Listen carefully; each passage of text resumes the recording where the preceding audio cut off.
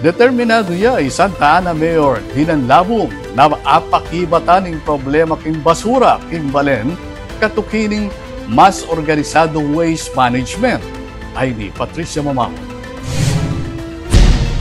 Seryoso ya Mayor Hinanlabong ning Balen Santa Ana king kayang programa karas king basura.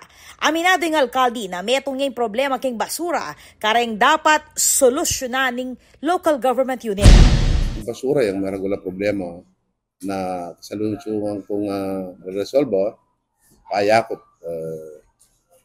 talagang balami yung balo yung basura at yung gastos. So, gagawin ko yan. Bilang pakibat, pepalwal yung LGU ning Santa Ana ning schedule ning regular pa mangolektang basura ang makatuki king direktiba ning alkalde at ken pa makipag-ugnayan ning MENRO o Municipal Environment and Natural Resources Office king pamanimuna ng Engineer Dolph Malyari. Kasaw Daketi ing Santa Ana Waste Solution.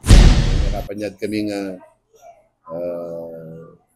garbage truck king kinatang probinsya para gulang bagay na makasahot kita kay pamanakit ng garbage. Ay ba't may kapanyad kong ambulansya?